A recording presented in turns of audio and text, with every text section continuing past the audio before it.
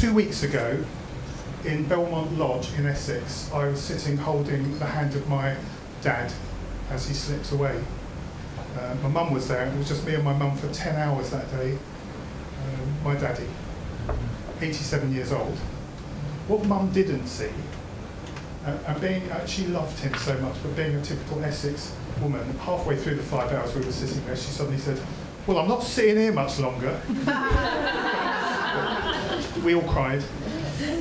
She held his hand, I held his hand. He couldn't really move at that time. His eyes moved occasionally. At one moment, and she didn't see, and I didn't tell her, his eyes just turned towards me, and they were just bottomless pools of wisdom. A little bit later, this was probably a couple of hours before he died, and before his eyes sort of glazed over but he was still breathing, he sat up and turned his head as if he was looking around him, and then his eyes kind of glazed over. Now, Dad, in the months before his death, decided to stop eating, even though the doctor said there was nothing physically wrong with him that they could find. In the months before that, as he declined at home, I went and visited a lot, and I remembered my childhood home, and I've been visiting there a lot ever since. And when I look at it, it's a field. It's surrounded by photos, but mostly when Dad was there, right to the end, it was surrounded by stories of, do you remember when? And do you remember when? And do you know what this photo is? And he knew every story. Right back to his childhood too, when he was evacuated, and the war particularly, and then the 60s, and then his first mobile phone. And he knew them all. And I only mention that because even now, currently in some physics, they're talking about the fact that we appear in our lives to ourselves along a timeline, but actually we're in a field. And if you're interested in some of the new physics, they're talking about fields in very interesting ways.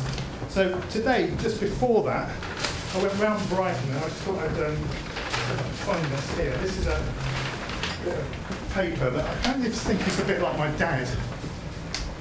It's £2.99, that wrapping paper.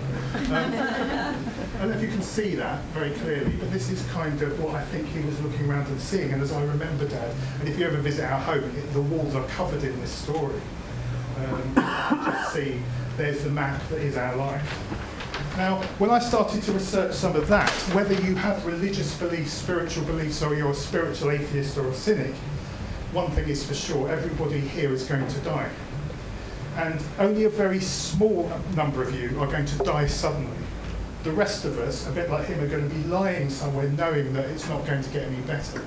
And your life is going to be around you. Now, for my dad, and I really don't think I'm making this up, when he decided to stop eating, 87 years was enough. And I love the word fulfillment because it means filling full. And what a full life. And my mum didn't know how many people had come to the funeral, but there were over 100. And in the evening, they came back to the house, and the stories. You ever seen the movie Big Fish? It kind of felt a bit like that. And loads of people at mum didn't even know that rated Dad really highly and had stories to tell about him. Now, that was the field. Now, I've been a researcher in the digital world for quite a long time, and one of the words you will have heard, because the whole digital world is based on it, is the creation of a timeline, which is a very narrow thing. It goes back to your birth, and it goes towards the inevitable moment of your death. And most of you can look back along your timeline and remember stuff. But the more you do that, it will spread out around you in a kind of field. And for my dad, it was interesting, his evacuation was really close to him, and his marriage was really close to him. But recent things were somewhere over there in the field, as he described them, and less clear. I just found that interesting too. Now, the timeline is on your Facebook timeline. And Facebook actually puts things of memories straight onto your timeline, even if you don't want them. There's been a lot of controversy about that.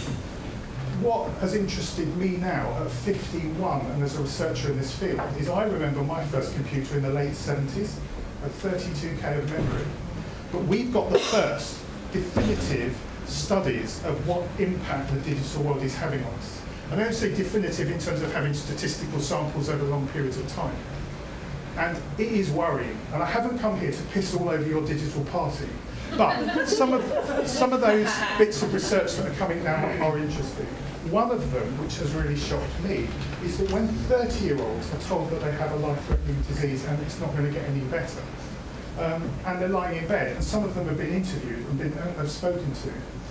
They have no memory at all of almost all of their digital life, which represented 6 to 7 hours a day of their physical existence. Now, you may be interested if you want to start looking at this stuff. There's been another study about the fact that I don't know if anyone here has been married, but sometimes what happens is dad or mum, and quite often traditionally it's been dad, has got the camera and is going to save money by being the photographer, takes about 3,000 pictures all day, because what they're gambling on, 100 of them can't be shit, and then that becomes the ones they hand over on the DVD. And what is worse is that the interviews of those people is they have no memory at all of the marriage. That has been ripped out of their field of possibility, and when they lie back and in the bed and go, well, do you remember when, and people visit them, do you remember when we got married? They sort of lie going, yeah, because they don't. And for me, the shocking thing about that is when your final life field starts to look like this. And I'm kind of, never shown this before, because I mean it's down, I'm really shaking at the moment, just at that possibility. I lay in bed at the beginning of this year in a hospital in intensive care, and there's a whole story behind that. But I felt relieved that actually I could remember most of my field, and it was all there, apart from the last 10 years, where there were whole blotches of my digital life. Do we remember those conversations? Do we remember those lulls and XXXs? Can you remember what people have said to you? Now, I'm not trying to piss on your party, but there seems to be an issue, and it's certainly there in the research at the moment. If, heaven forbid, you're 30 or 40, and you don't want to have that experience as you survey your life, that all you have is a line, and you don't have much in that field, and you're full of fear, and it's just an empty space. So if there was just one thing, whether you believe that we go on somewhere else or life ends there, it still ends with that survey, with whether you close your eyes with a sense of achievement and satisfaction and warmth and the light that I saw in my dad's eyes. So we get to the early part of the century, our new century, and a book comes out. His name is Jaron Lanier, spelled with a J, well worth seeing. He's also a musician. He writes a book. There's a lot of research around it, some of the earliest research. It's called You Are Not a Gadget. Now, phones on tables, we would think that's the gadget that we bought. When we have a gadget, it doesn't have to be a digital one. A gadget is often a tool that we put to use, and it's a good gadget if it does what we're hoping it will do. We become skilled at using it, the gadget becomes better. Jaron Lanier starts to point out, as do other researchers, that if you actually just look at gadget theory, corporations and governments, but particularly corporations, are wanting to achieve certain objectives, and it requires you to be the gadget. Now, it also interests me that when people are interviewed about their digital behaviour, they have a far higher opinion of their self-control than actually when they're observed in behaviour. We're demonstrating a lot of addictive behaviour, and what we're doing is spending a lot of time on these phones, checking in on them all the time. What Jaron Lanier discovered, and there's a lot of kind of data around this too, is that you are seen, and I don't mean to be a conspiracy theorist because it's out there actually, it's there in the vision of a lot of companies. There's a phone there. When that phone rings, when that lights up, we think we're controlling it, we think we're answering it, but you are actually the gadget so that the organisation gets phone calls answered and that gets pages looked at and gets things clicked on, because there's a whole financial model behind that. And so the first studies are showing compulsive, automatic, robotic behaviour in people in the digital world. Spending 300 to 400 times per day, on average, checking in on smartphones and gadgets. Not remembering any of it, even when it is I love you, we don't remember the moment when someone said I love you. Because we're not really very present, we're not really schooled at school on how to be present using digital stuff. There could be a whole new skill set around that. Jaron Lanier tries to wake us up and says, don't become the gadget, and starts to suggest we need to claim back control. Because they're not bad, they're miracles, but there's a certain model around them that means, to quote my friend David Knowles, who's an academic in Brighton, we are now being farmed by corporations and governments.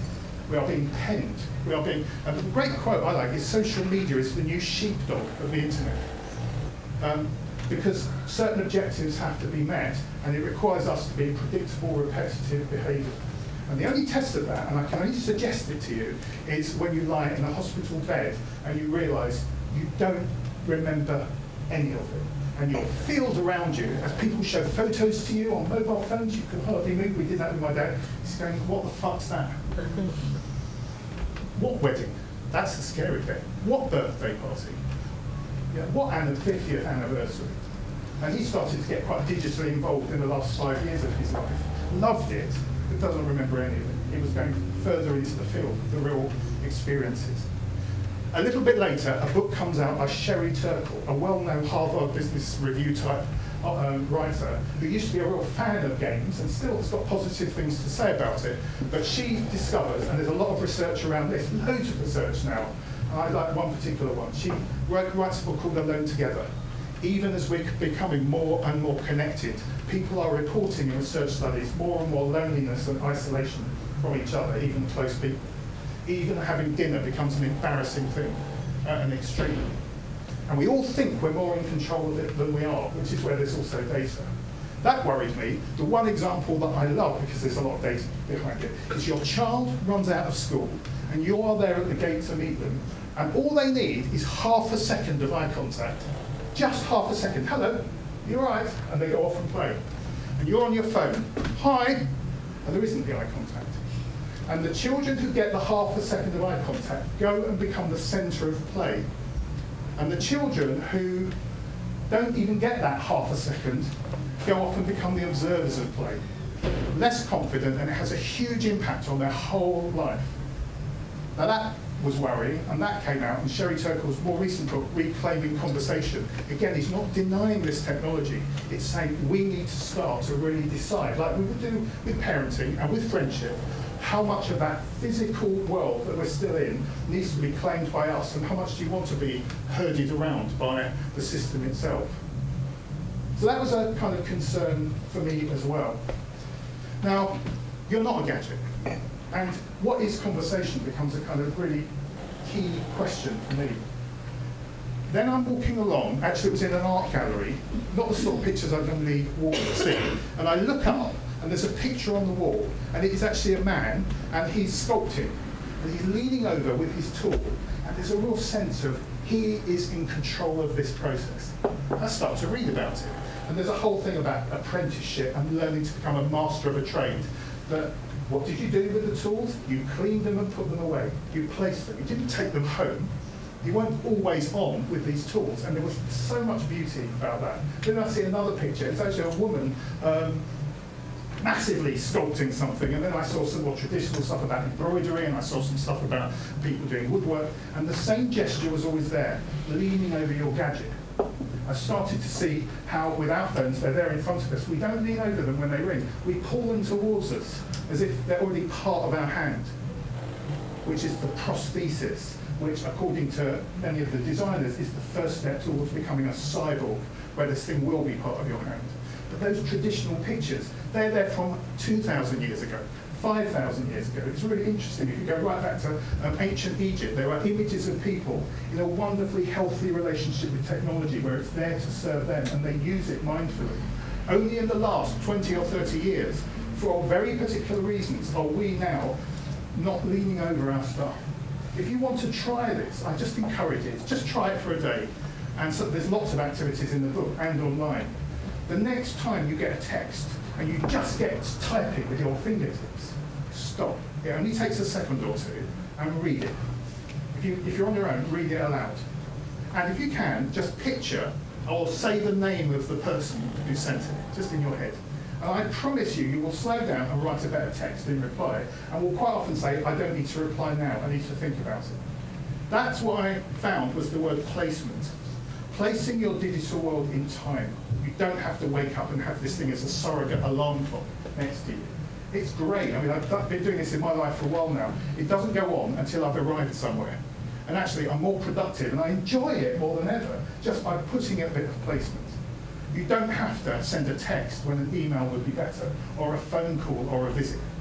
Mum's at home at the moment. We've been staying with her a lot. She's missing Dad. And sometimes she likes to be on her own, but I promise you, a Skype call isn't what she needs now. She needs some visitors, and I don't think that's being old-fashioned. I think that's human beings of flesh for the time being, deciding to place digital sometimes where we want to place it, and we don't have to be the gadgets for it to place us.